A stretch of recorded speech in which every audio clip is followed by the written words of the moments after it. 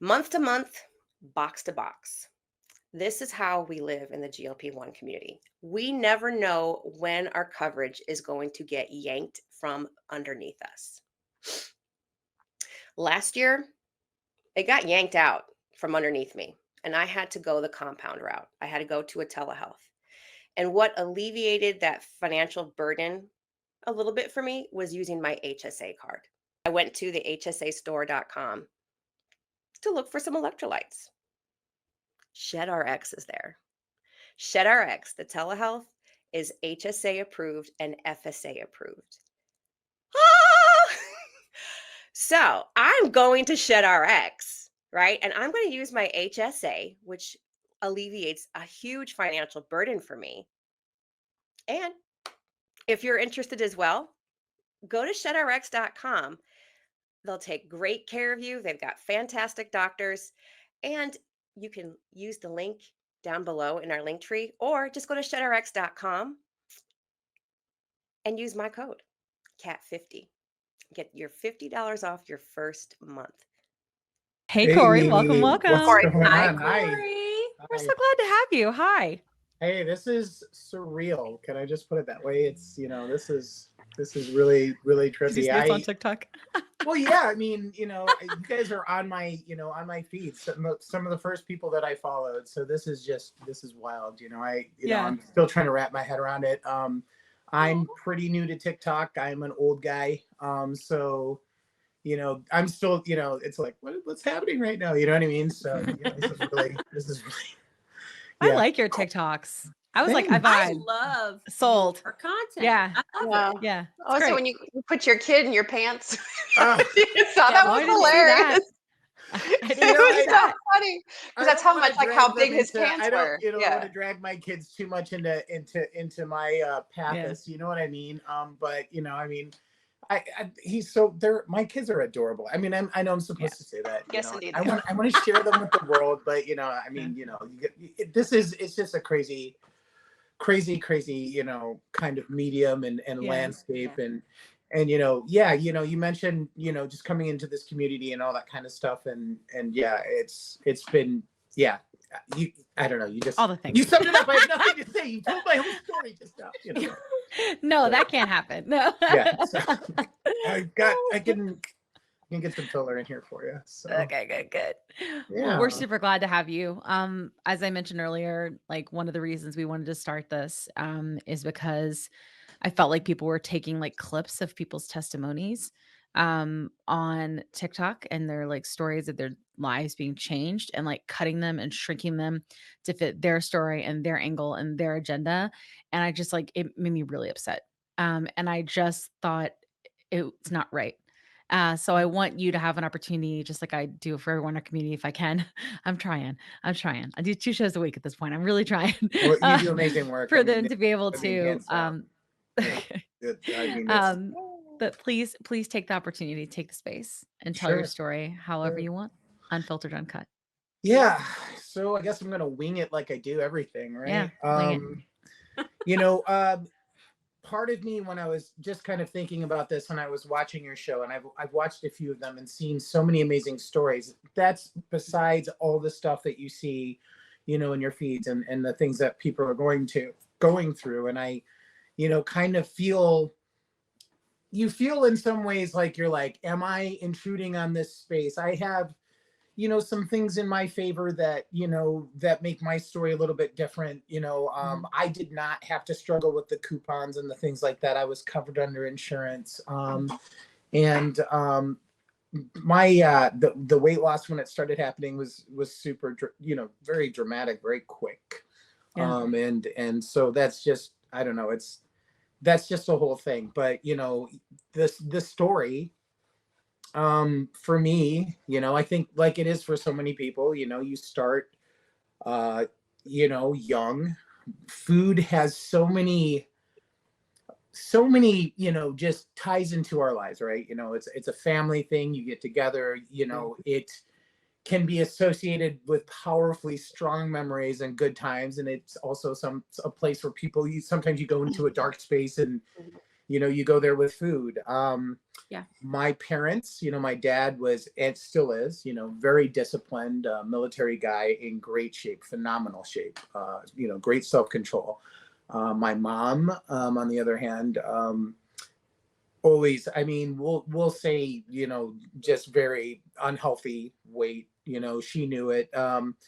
To her credit, like, just soldiered on and did what she could. But in her later years, it became something that was, just a problem. And when I think about growing up, one of the things that she would do, my dad kind of strict, a perfectionist, expecting a lot from us, and kind of hard on you. You have these expectations, and then mom, nurturing, warm, supportive, cupcakes, food, and all that kind of thing. So it was kind of natural, I guess, that I developed a sweet tooth. But like, for me, I think maybe it was a little bit different than, like, I know my sister wasn't sneaking downstairs in the middle of the night to raid the ice cream sandwiches or punch holes into Hawaiian bread loaves and things like that. And it's not like a formative memory I have, but it's something that I've remembered kind of looking back. I'm like, yeah, they hid food for me, you know what I mean? Like, and rightfully Get so, it. like,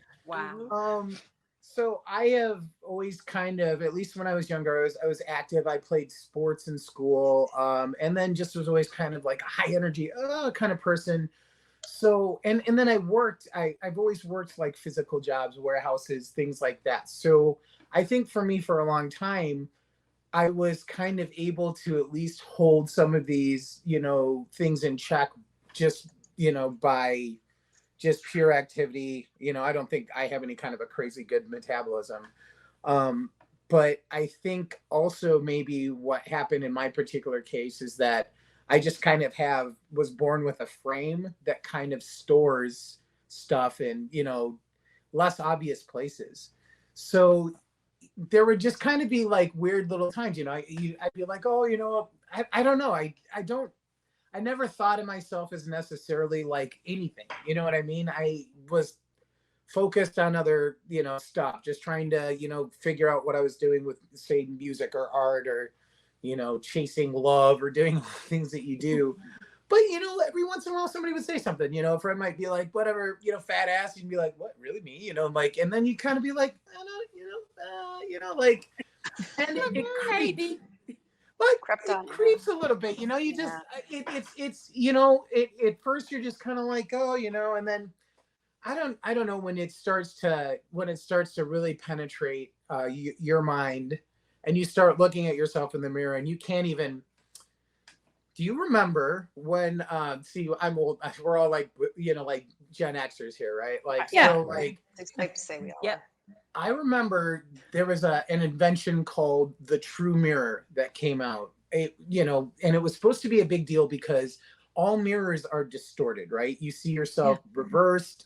There's some degree of warping or distortion that happens. And they had come up with some scientific method that had created an image, basically, that was how other people really saw you, I guess. And people would look at this and break into tears, and just like, because we never, I guess the reason I'm bringing it up is you just don't really ever know what you look like, let alone like, people's, kind of feelings and perspectives that kind of color that, right? And yet we're, you're kind of, we're meant to be these kind of avatars and understand and, live in this space, but you don't know what you look like. And then, I don't know, then, it just, I'm sorry if that just doesn't make any sense. No, but, it makes total sense. It It's like that. It's like that filter they have on TikTok where you have it inverted.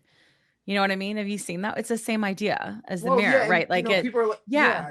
So for me, I Makes just, total you sense. start to, it starts to kind of creep on you. And then, that's, I don't know, is it that first time you like, you have trouble tying your shoe, bending over, or that, that just that grunt, that's worst. Your clothes are rubbing, how did this shirt shrink so much? How's this even possible? I just bought this. I watched it once. What happened?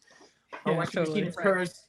And, and you start to, it just starts to build, right? You start to, clothes shopping sucks, is an ordeal. People are judging you. They're looking at you. Going to the pool, going to the beach. right? Like, I mean, Yeah.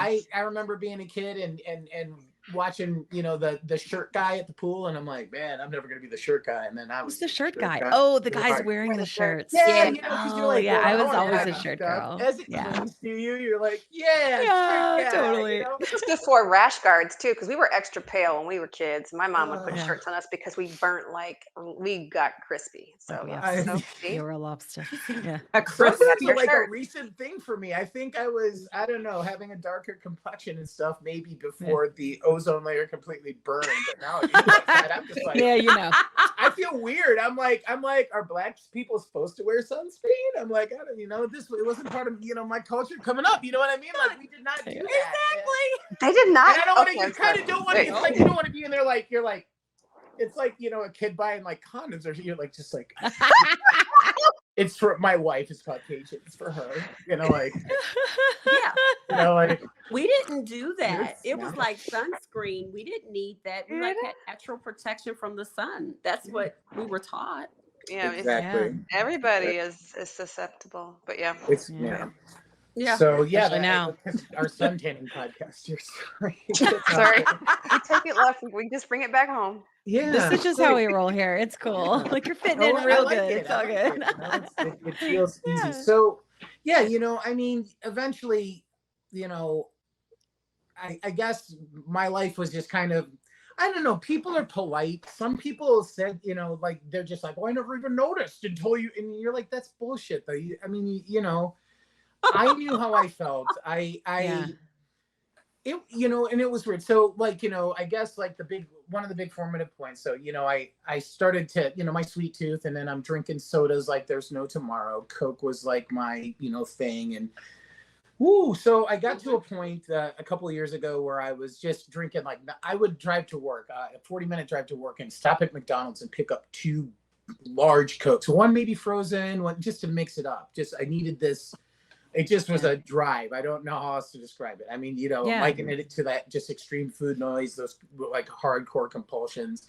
Totally. And then I started getting up in the night to, you know, pee every hour and you know, go to the doctor, and he's like, bro, diabetes so hard. I think my original glucose level was in like the 300s or 4. It was like crazy. Like, I mean, he was like, dude, Cory. I was like, hey.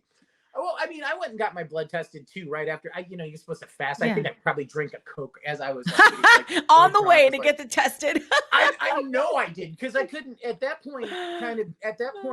My routine in terms of food, I was ordering. I mean, I'm Grubhub, bro. I've got like, you know, like, you know, executive like coming to my door, like, you know, my 3 tacos and a burrito and this kind of stuff. You know, just really wanting to. You know, that comfort that you get when you find those things that you really, really like to eat, and just that flood of like, you know, just the endorphins. I think it gives you a little rush. Yeah. I mean, not a rush, but serotonin. I mean, it's something. It's something. I mean, it's a lot of things, and you know, as we are learning more, or you know, at least I'm learning more about, you know, kind of the obesity science, you know, end of things. Yeah. You know, that's one of those things that makes this whole thing kind of vexing. It's like, all right, well, we're told that we're supposed to just kind of, you know, everybody has a different body type. And so, you know, and this is true too. Like, you know, there's healthy weight and this and that. BMI is definitely not something you should be living your life off of. But at the same time, it's like, you're not in control of this necessarily either. You know what I mean? Like, you know, you know, it's not you just being like, little chocolate boy with the break into the fridge like that. You know, that compulsion like was a hardcore drive. I mean, I don't. It's weird when people aren't like necessarily like scheduling interventions for you, but like every time you open your car door, you know, like a pile of like, you know, Burger King bags falls out, you know, and they know, like, you're just sitting there like you've got ketchup stains all over your shit, and it's just like, you know, like I don't know why people, you know, and then the thing is like my wife, you know, would be like, you know, like I'm kind of concerned about your eating, and I would get like super defensive about it, you know, like you can't judge me. I just, you know, like I don't, you know what I mean? We all felt that way. I Well, promise, Corey, like you were amongst people that get it. well, You it's know? just that, like I said, I guess we're targeted though, right? I mean, that's what this stuff is for. It's designed to Yeah. to make you feel that way, to kind of to boost those things, and for whatever reason, Yeah. I was finding solace there that maybe I wasn't finding, somewhere else. And Yeah. just going along my merry way, got diagnosed with diabetes, got put on metformin, really, really started to pay attention to my diet at first. It started to lose a little bit of weight, and was doing all that. And I saw a nutritionist. This is funny because they're like, you have to assemble a health team, and I'm like, okay, nutritionist, go. So she was all like, wow, that you're great. I love that you're on the right path. You're changing stuff. Usually you have to drag people in kicking and screaming. And I'm like, well, I saw the foot guy, and he told me he was cutting off toes. So I was taking that shit pretty seriously. I'm like, so but she was like, this was the first hint. She goes, there's this drug, just so you know, for insulin that people have been losing weight on it. And she was talking about Ozempic, this was a couple years ago. And I was like, oh, well, do go on. I could use it, and she's like, yeah, it's an injectable. And I was like, okay, no, thank you. And I really don't like needles. So that was like a thing for me. So, I was doing fine. My mom passed. It was that whole hellish kind of thing that happened to her. She was a prisoner in her body. And, one of the things that I truly, truly believe is that my mom, if this drug had been available through her formulary as part of her treatment plan, because she couldn't regulate, she couldn't stop eating sugar. She couldn't stop eating crap. She could not stop that noise. The same noise that drove me downstairs and into the fridge at night. She didn't have anything like that. And I just know that I think it really would have saved her life.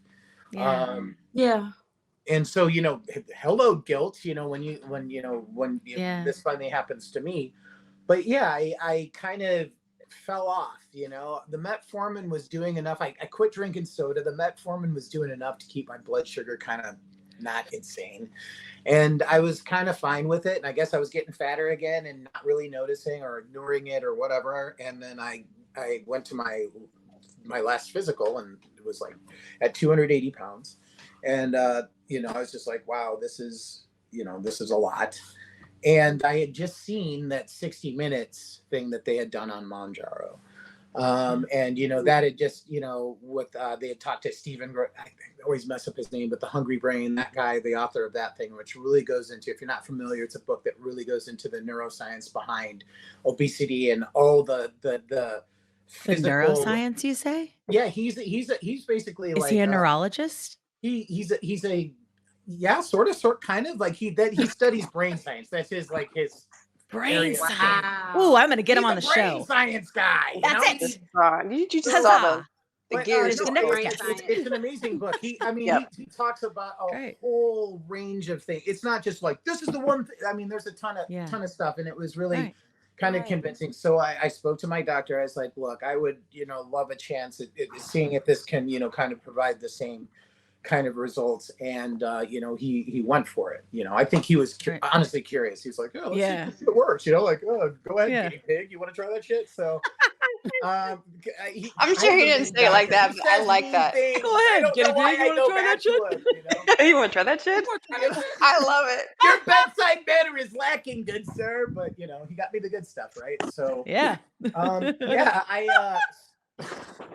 well, so I go to TikTok, now I'm like, to try to find, the first thing when you go online, you're just like Mounjaro, and TikTok pops up, and I'm like, well, TikTok, that's for the kids. I don't know, but I went on there and I saw like y'all's, just on there talking about it, and there were things about Mounjaro starter kits and what you should have in the fridge and things like that. I thought it was so awesome. I thought it was really cool.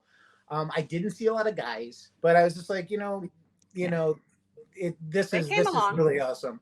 They're getting there. They're coming around. There's some and people who actually preceded me who are like awesome, and I found them since. I don't feel like a special snowflake anymore. But oh, so sad. I don't have to be a snowflake. It's fine. So the rest of it, the rest, as they say, is history. Yeah. The Mounjaro for me, as it is for so many people, like, you don't want to be like miracle, but then it's like, oh wait, like this not only change, shut off the food noise, which immediately, like, if opens up an immense swath of mental bandwidth all of a sudden. Yes. You're not focused on this stuff. Now it's like it's awesome. I love that you were talking about habits earlier, because I think that, like, at some point, and this is where I'm kind of at right now in my journey. I lost 70 pounds in 4 point something months, and Wow. My goodness. Wow. That, let me tell you, I don't want to be like, wow, poor me, but it messes with you like, I just feel like I'm in all these movies. I'm like, it's like Thinner, I'm like, I pissed off a gypsy, and like, I have to sell a pie now. But it's you. But I should go on mute when I'm laughing that hard. I'm sorry. I'm trying not to do I it. just You pissed off a gypsy? Who was it? the gypsy was right.